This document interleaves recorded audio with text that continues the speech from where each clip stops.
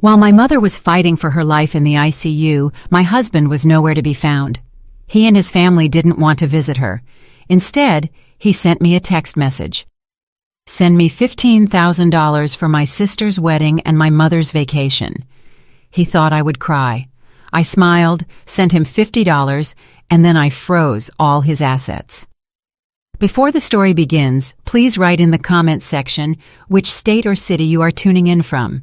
Friends, don't forget to like and subscribe so this channel can keep growing and bringing you even more interesting stories. The hospital hallway felt like time had frozen solid. The hands of the wall clock moved so sluggishly, their ticking barely audible over the hum of the floor buffer that had just passed by. Kezia sat alone on the cold metal waiting chair. Right outside the frosted glass door marked ICU. The sharp smell of antiseptic pierced her nose, mixing with the aroma of stale coffee from the paper cup beside her. She had been there for 12 hours. The gray silk bonnet she was wearing was a bit wrinkled, just as crumpled as her thoughts. Her puffy eyes itched and burned, remnants of the tears dried inside that room. Her mother, Mama Effie, was fighting against a massive heart attack that had struck suddenly that afternoon. Kezia closed her eyes for a moment, trying to chase away the image of her pale mother, lying there with tubes running in and out of her body. The image kept returning. She remembered the panic of that afternoon when she found her mother sitting on the kitchen floor, clutching her chest, her breath ragged. It was just the two of them in that house, Kezia's childhood home. She screamed for an ambulance. Her hands shook violently as she dialed 911. She rode with her mother to the hospital alone. Alone, she filled out the mountain of admission forms, and alone, she listened to the doctor's explanation about her mother's critical condition. She took a deep breath, swallowing the bitterness in her throat. She wasn't really alone. She had a husband. She had in-laws. But where were they? The phone she held felt cold. Since her mother was admitted to the ICU, Kezia had tried calling Tremaine, her husband, several times. The first time, Tremaine answered with a slightly annoyed tone.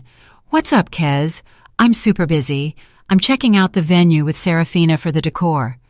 Kezia tried to explain with a trembling voice. "Tremaine, it's Mama Effie. She had a heart attack. She's in the ICU right now." A heavy sigh was heard on the other end. "Yeah, and? You handle it first. I really can't leave Serafina's wedding prep. This is important. You know how Ms. Rowena is." Important. Kezia repeated the word in her heart. So her mother's life wasn't important. Her heart sank. "But Tremaine, Mama's condition is critical. I need you here." Tremaine sounded exasperated. "Stop exaggerating. Your mother will recover, surely. The hospital is good, right? Look, I gotta go. I'll call you later." The call cut off just like that. Kezia didn't give up. She called again an hour later. No answer. She sent a text explaining the gravity of the situation. The message was read, but left unanswered. Desperate, Kezia tried calling Ms. Rowena, her mother-in-law. She hoped that as a mother herself, Ms. Rowena would understand and maybe tell Tremaine to come. The response was even more hurtful. "Kezia," her voice shrill with disgust, "you are being so dramatic. We are stressed out here dealing with an incompetent wedding planner, and you call with this news? Don't make things worse, will you? Tremaine is helping Serafina. His sister is getting married. As a sister-in-law, you should be supportive. Don't be so spoiled. Handle your mother yourself." Click. The call was disconnected. Kezia stared at the dark screen of her phone. Spoiled. They called her spoiled for expecting her husband to be by her side when her mother was dying. She was the wife who had always held the family down. Her salary as a chief financial officer at a top-tier firm was far higher than Tremaine's. The house they lived in was one Kezia had bought with her own money. The luxury SUV that Tremaine and Ms. Rowena drove around town? Kezia paid the notes. Every month, she transferred thousands of dollars to Ms. Rowena's account for unexpected expenses and maintenance. Even though her mother-in-law was perfectly healthy, Kezia was also bankrolling the entirety of Serafina's upcoming lavish wedding. All this time, Kezia had stayed silent. She just wanted to be a good wife, a dutiful daughter-in-law. She thought her financial sacrifices would be rewarded with acceptance and affection. She was dead wrong. The night deepened. The hallway grew quieter. It was just her and a few other families of patients sleeping in uncomfortable positions down the hall. Keziah felt cold, not from the air conditioning, but from a loneliness that bit down to her bones. She felt stupid. Years of hard work, saving money only for her husband's ungrateful family to squander it. And now, when she was most vulnerable, they abandoned her. The pain in her chest was as intense as the pain her mother might be feeling. She was a devout woman who had always tried to be patient. She held back her anger, trying to pray. She tried to forgive, but her heart was too wounded. She leaned her head against the cold wall. Overwhelming fatigue washed over her. Physical tiredness, mental exhaustion. She looked at the ICU door again, praying silently for her mother to be strong. Suddenly, her phone vibrated in her hand. It wasn't a call. Her heart skipped a beat, hoping it was a text from Tremaine saying he was on his way. Keziah lifted her phone. The screen lit up, showing a notification. It was an alert from her banking app. The message read, "Automatic transfer successful. $2,000 to account name Miss Rowena." It was the fixed monthly allowance she usually sent.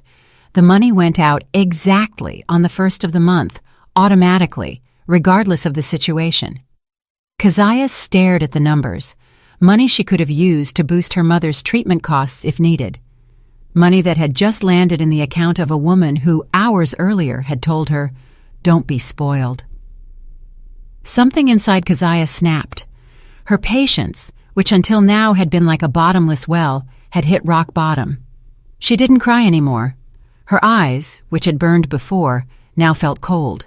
She swiped away the notification and stared blankly at the ICU door. The night was still long, but Keziah knew something had ended forever. 2 days passed in a fog. Keziah barely left the hospital. She only went home briefly to shower and change clothes, then returned to her mother's side. She slept in the waiting chair. She woke up every time she heard a nurse's footsteps. Mama Effie's condition remained the same, stable but critical. She still hadn't regained consciousness. The doctors said the next 2 days would be crucial. Keziah spent her time reading psalms and praying by her mother's bedside, hoping her voice could penetrate the fog of the coma wrapping her mother. During those 2 days, her phone wouldn't stop vibrating. Dozens of missed calls from Tremaine, Ms. Rowena, and Serafina. Hundreds of messages piled up unread. Keziah knew they must be furious because the supplementary transfer hadn't gone through, or maybe Tremaine was mad because Keziah had ignored him. Keziah didn't care. She turned the ringer off, leaving only the vibration. Her focus was singular, her mother's recovery. That morning, the third day, after wiping her mother's body down with warm water, Keziah sat for a moment in the hospital cafeteria. She forced herself to swallow a bagel and a cup of hot tea. Her body needed energy. She couldn't afford to get sick. That was when her phone vibrated again on the table, this time a long text from Tremaine. Keziah's heart jumped. There was a tiny, foolish hope in her heart that Tremaine had finally come to his senses. Maybe it was an apology message. Maybe he would ask about Mama's condition. With hands slightly trembling from lack of sleep, Keziah opened the message. It wasn't an apology, nor a question about her mother. It was a list of orders. "Keziah, where are you? Why aren't you answering the phone or replying to texts? You're ignoring my mother on purpose, aren't you? Ms. Rowena says you're probably resentful about the issue the other day. Whatever. Don't be childish. Right now, I don't care what you say. My mother says transfer $15,000 to her account quickly. It has to be today for the deposit on Serafina's new reception hall. The previous one got canceled by the venue owner. The rest is for my mother to go on vacation to Turks and Caicos so she doesn't get stressed organizing the wedding. She needs peace of mind." The message continued. "Don't be stingy. That money is also for our future. Serafina's wedding is at stake, the family honor. If it gets canceled, where are we going to show our faces? And my mother needs to relax, poor thing. So transfer the $15,000 now. It has to be there by tomorrow morning. I'm waiting." Keziah read the message once, twice, 3 times. Her tired brain tried to assimilate the words. Stress, peace of mind, family honor, Vacation in Turks and Caicos, $15,000.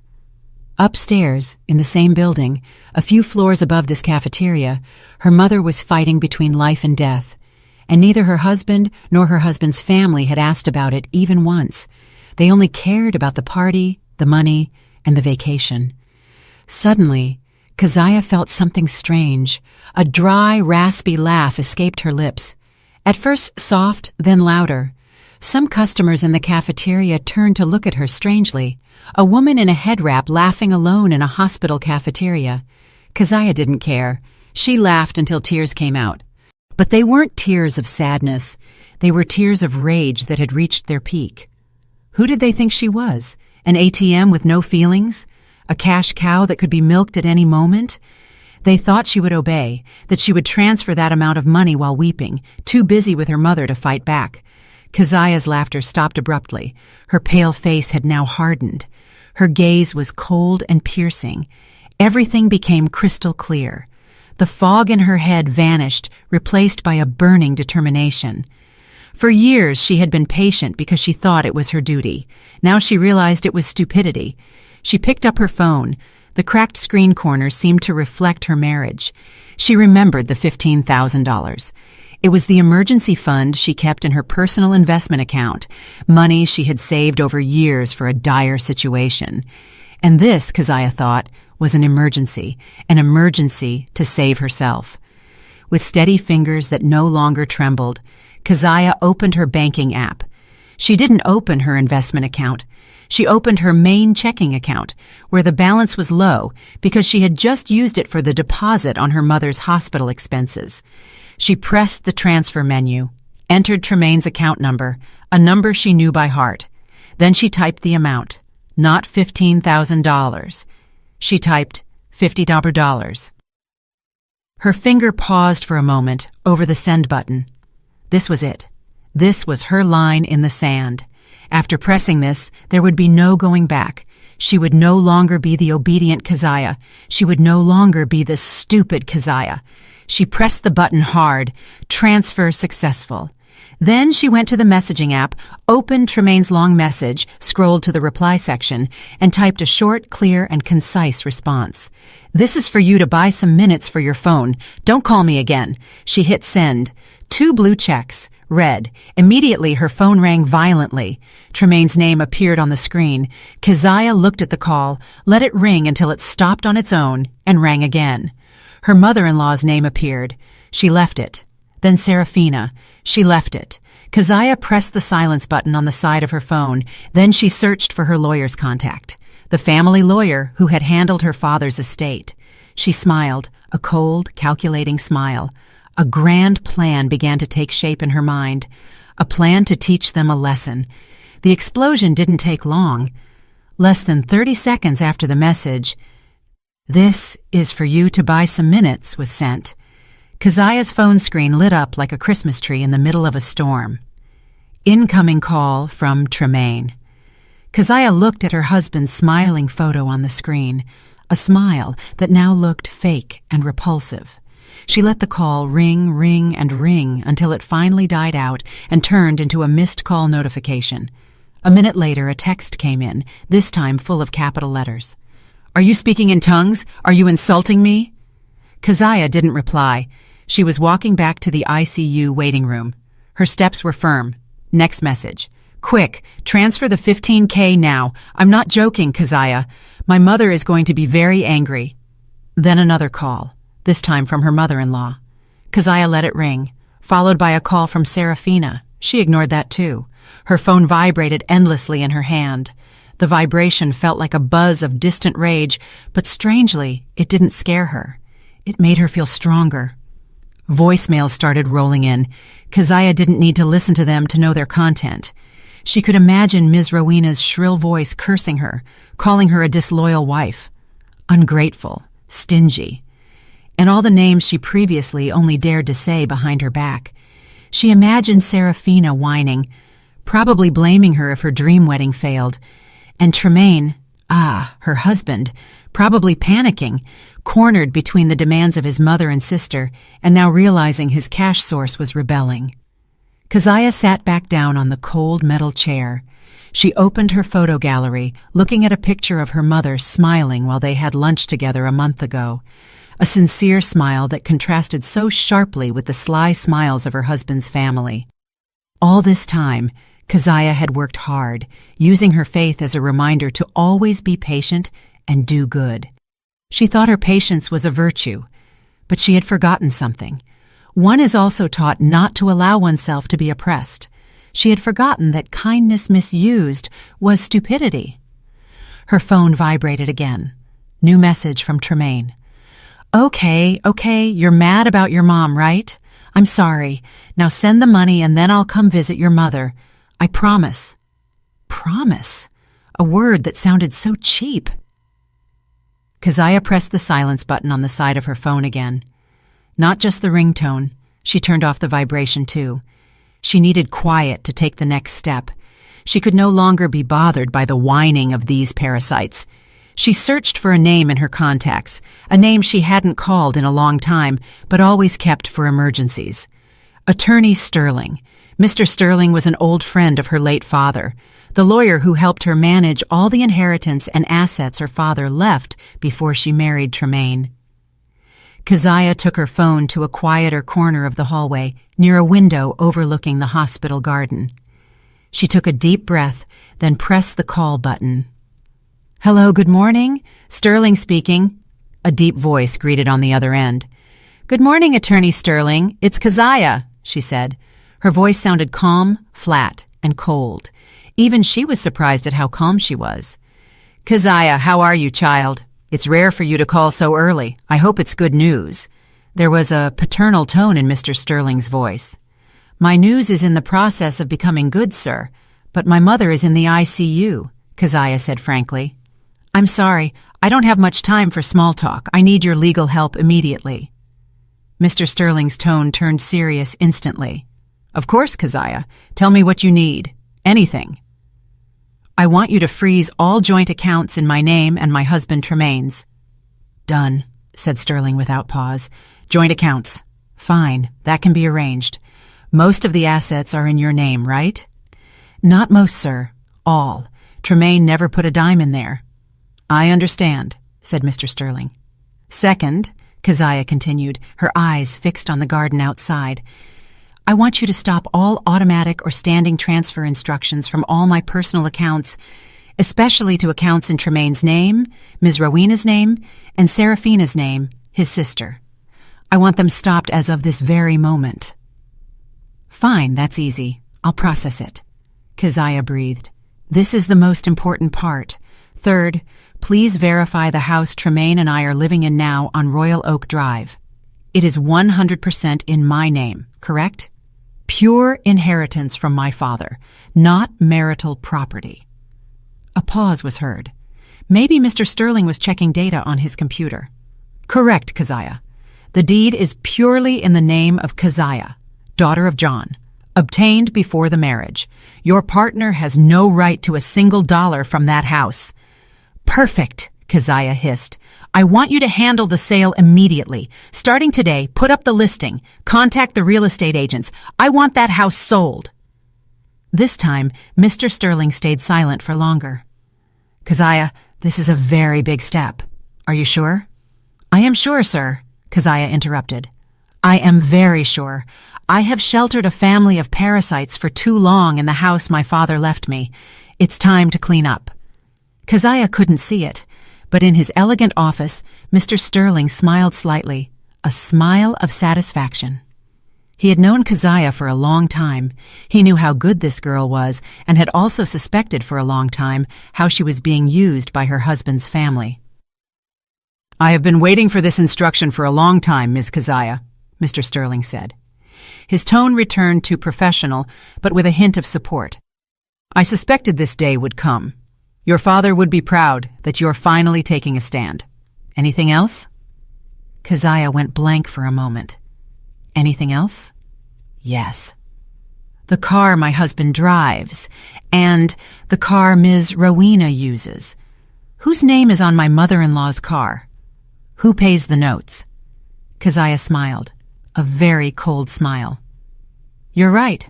That's also in my name. The payments are deducted automatically from my account. Excellent. I will call the leasing company. With the suspension of automatic payment and a power of attorney from you, both cars can be repossessed by the repo men in 2 days. Do it, sir, Keziah said. Do it all. I'll send the power of attorney to your email to sign digitally. Within 5 minutes, said Mr. Sterling. Take care of your mother, Keziah. Let me handle this trash.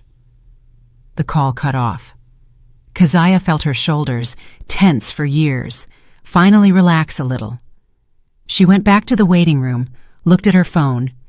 The screen was full of notifications, dozens of unread messages, dozens of missed calls.